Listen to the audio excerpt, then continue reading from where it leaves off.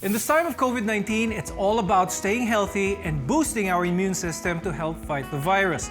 And one of the many ways we can do this is to ensure our body has the key vitamins and minerals that we need. But what do we really know about those letters and numbers that make up the world of healthy food? From A, B, C, D, all the way up to zinc. It can be pretty daunting, right? But don't worry. Today, we'll give you the lowdown on what these vitamins and minerals do, where and how to get them, and how much of each is enough or too much. I'm Dr. Freddy Gomez. Welcome to MedTalk Health Talk.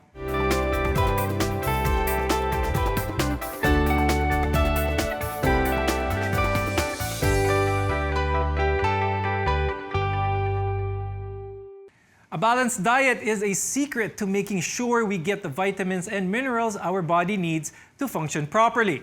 We have on the program today Dr. Eva Irene U. Maglonzo. She's a family medicine specialist and consultant geriatrician at QualiMed Manila. Also with us is Ms. Bo Valdez. She's a yoga instructor at Urban Ashram Yoga. I'll start first the discussion with Dr. Maglonzo because there are a number of vitamins and minerals, and for our viewers, minsan very intimidating nga talaga sa dami. But what does the difference between vitamins, which we have are A, B, C and such, and yung mga minerals natin such as zinc and magnesium, anong difference nitong dalawa, Dr. Maglonzo?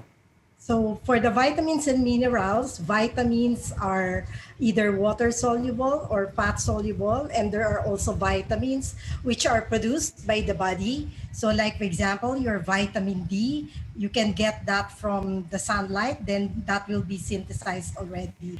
But there are other vitamins which are not produced by the body. So we have to get it from other things, like for example, your vitamin C, then also your vitamin B12, your vitamin B7, and the rest of the B vitamins. So we can get it from food. Pero Dr. Maglonzo, all these vitamins and minerals are needed para yung katawan natin is at their optimum health. So could you please explain that to our viewers kung gaano ka-importante ba talaga ito para talagang maganda ang takbo ng katawan? Yes, each of the vitamins have their own function. Like for example, your vitamin A, that's for the eyes, so that you will prevent certain diseases of the eyes like night blindness. And like for example, your B vitamins, they are good for the nerves. No? So like for those who are aged individuals, no? So they need this vitamin B for their memory, no? And for children naman, like if the mother is still pregnant, no? So they also need the vitamin B so that you prevent certain diseases like neural tube defects in children.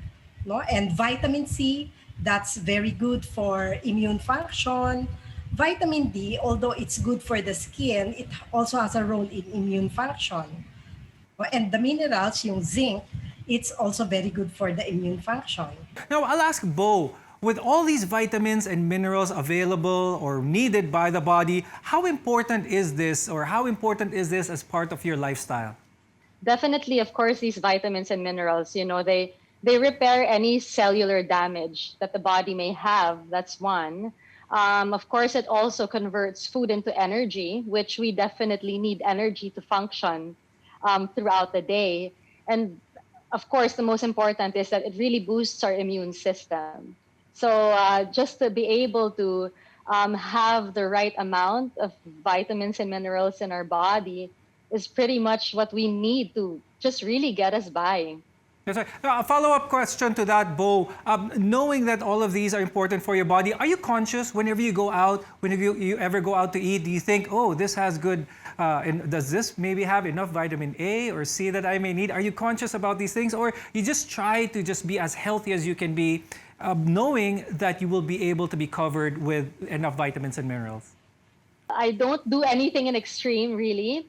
I enjoy those little moments of like having my junk food and all that. But I also want to make sure that there's a definite balance of, getting the right food in my system.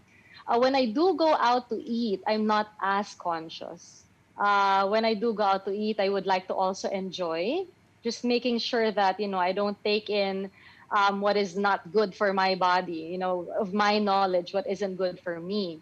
But I'm not really as conscious. I don't know if it's the way I was brought up, but so far, I guess with the balance that I've been having in terms of how I eat my food, how I prepare my food, it's been doing quite quite wonders to my body. So yeah, that's pretty much how I really approach, eating out or finding the food to eat. So because we want to explain this time how the combination of certain vitamins such as vitamin C and vitamin zinc can boost our immune system. At napaka-importante na ngayon yung immune system kasi nga COVID-19, all of us want our immune system to be strong enough in order to fight that virus. Yes, that's true. No? So it's important that during this time of pandemic, we have to be very conscious of the things that we eat. And also, if it's lacking, we have to really balance it out with the use of your vitamins. Like, for example, your vitamin C, your vitamin D, and your zinc. They have synergistic effect with each other. So, ibig sabihin, they complement each other because all of them can be our defense against the free radicals, against all of these infections. They can help us if we will be able to have a good resistance, a good defense in our immune system. There are studies to prove that when you have a viral infection or a common cold, they will reduce the symptoms in a matter of days, or there can be quicker relief or help from these symptoms. Okay, so we talked about vitamin C, vitamin zinc. How about naman vitamin D to help with the fight of COVID-19? People used to know it na you get it from sunlight, or if you have the supplement, it's good for the skin. But there are also studies ongoing that it says that it can also help in the immune defenses. That's why as far as COVID-19 is concerned, trials are being made regarding the use of this vitamin D and even C and zinc regarding the support that it can give for COVID-19. And there are also other vitamins and minerals that are important for our health. When we come back, we will talk about antioxidants, B vitamins, and common nutrient deficiencies. We'll see you in just a moment. You're watching MedTalk Health Talk right here on CNN Philippines.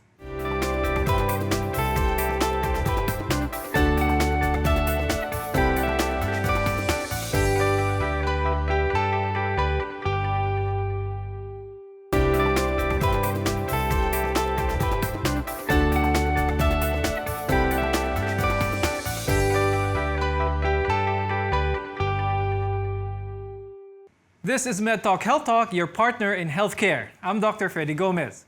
Fruits and vegetables are good sources of antioxidants. I'll continue this discussion with Dr. Maglonzo. What are oxidants? Kasi kung maganda sa atin ang antioxidants, let's explain to the viewers what oxidants are. Okay, so yung oxidants are yung mga free radicals. So that's why we have these antioxidants. Yun yung panglaban mo in all of these free radicals. So saan mo nakukuha yung mga free radicals? There's a lot of things in the environment, even stress, or some of the infections in our body. So we have to overcome that. That's why we need something as form of defense for those things. Being healthy is part of your lifestyle. For you, I'm pretty sure it comes natural for you. Do you notice if there was any change, anything perceptible whenever you start taking any probably antioxidants into your diet as opposed to not having as much antioxidants in your diet? In general, I was always the type of person who would not take any supplements, especially pre-pandemic. When the pandemic started, I would actually just, I started taking supplements. I know that I can get all these antioxidants, minerals really from food. But sometimes we don't get to give ourselves the right amount of antioxidants, minerals, and vitamins from the food that we prepare for ourselves. And in the years pre-pandemic, my family and I would get sick every now and then. I would allow them to just fight off their fever and all that by just simply resting, drinking water and all that, no? But parang I noticed after the pandemic started, wherein we actually made an extra effort to take a little bit more supplements. We took a little bit more extra effort to actually, just be able to like fill ourselves with what we think will actually boost our immune system. And I'm really happy to say that throughout the year, none of my children, my husband or I have gotten sick throughout this entire pandemic. So, I mean, I would definitely be able to say that, living a healthy lifestyle in general will keep you healthy, yes. But I guess with that extra effort to actually have those antioxidants, and also because of that knowledge of, the need for it, I really got to see a significant difference in terms of not getting sick throughout this entire year so far. And I mean, I knock on wood that it continues, as opposed to the other years wherein, we take just the right amount every now and then, maybe not getting some days not getting enough at all. So that's my experience with it. Let's move on to the B vitamin family. Now, there are a lot of B vitamins available, but we want to put the spotlight on the three most popular ones, B6, B12, and folate. What can these B vitamins do, and do we really need them? Your B vitamins primarily help you with your nerves, no? So like I mentioned a while ago, for children, sa mga pregnant mother, it will prevent a neural tube defect. Dahil sa mga adult patients naman, it will prevent your peripheral neuropathies. Yung peripheral neuropathies, diseases of the nerve din yan, yung parang sasabihin nila namamanhid or parang may tinutusok ng karayom. It's also very common among diabetic patients and patients with tuberculosis. Meron ding nililink nila yung mga B vitamin sa mga patients with dementia. If you are deficient in the B vitamins, you can have some memory impairment. So that's why B vitamins are also important.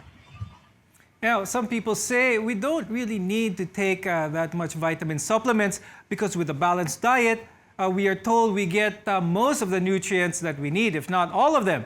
But we all know that it can be very challenging to have a truly balanced diet, which brings us to nutrient deficiencies. And many of us actually may have it, but may not realize it. What are some of the most common nutrient deficiencies na pwedeng maramdaman ng isang tao pero hindi nila alam na meron pala sila nito? That's true, no? So ideally, sa balanced diet. However, some people cannot calculate ilan yung vitamins na pumapasok sa diet.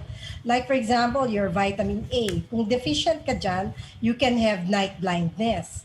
No? And for yun namang vitamin D, it works synergistically with your calcium. So kung deficient din yung vitamin D, so you can have stunted growth in children, or you can be prone to hip fractures, or with osteoporosis also among elderly patients. For the B vitamins naman, so yung vitamin B, it can cause some forms of anemia. Yung sa mga vitamin B12, pwede kang magkaroon ng mga pernicious anemia or other types of anemia. Para kang nanghihina, or it can affect your nerves. Nagkakaroon ng mga numbness, parang tinutusok ng mga karayom. And also yung folic acid, which is a vitamin B9, it can cause some defect in the neural tube of the infants. No? So, yun. Kaya kailangan talaga balanced diet or something that we can have to augment these deficiencies. And while nutrient deficiencies are common, they can easily be prevented through a proper diet. Now, we'll talk about that when we come back on Med Talk Health Talk.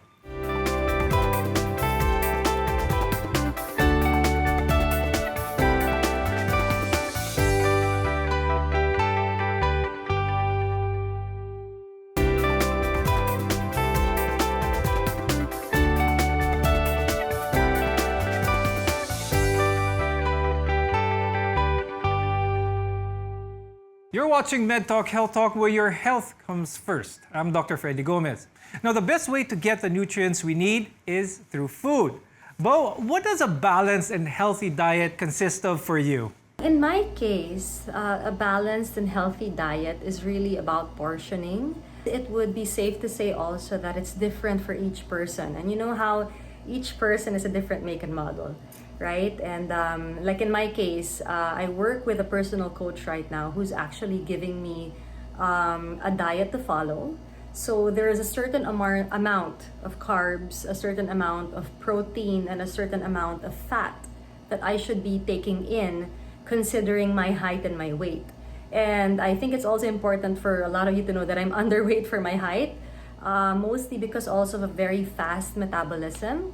And so my diet, compared to, for example, the diet given to my husband, is something completely different. So I guess it's also just a matter of knowing first and foremost what your body really needs. If I need to take a certain amount of carbs, the way I portion it would be 2 palms of carbs. And that's any form of carbohydrates that you can find. In terms of protein, for example, like my husband would have to have 3 palms of protein, 3 palms worth of protein. That's how we measure it. Wherein in my case, I only take 2. And again, any kind of protein that you get to find, that's what you include in your diet as well. And then in terms of fat, I get to have a palm worth of fat, wherein my husband is only required a big thumb worth of fat. And so, with the difference really in the body type of each person, I would say that how you portion your food and how you portion the kind of the kind of food that you take in, basically, it will really, really depend on the individual. So it's really about being more aware of yourself also, building that self-awareness and learning how to reach out if you don't know how to portion for yourself or if you don't know how to create that healthier diet for yourself. The best way to get nutrients is, of course, through your diet. Dr. Maglonzo, when should someone consider taking supplements? Okay. So if, for example, a person cannot really have a balanced diet, meron kasing mga iba, di ba, ayaw kumain ng gulay, ng prutas, that's very important. Pero kung hindi talaga matitake yon, then we need to have supplements. And the other thing is for elderly patients. Kasi sa elderly patients, there are already physiologic changes in aging.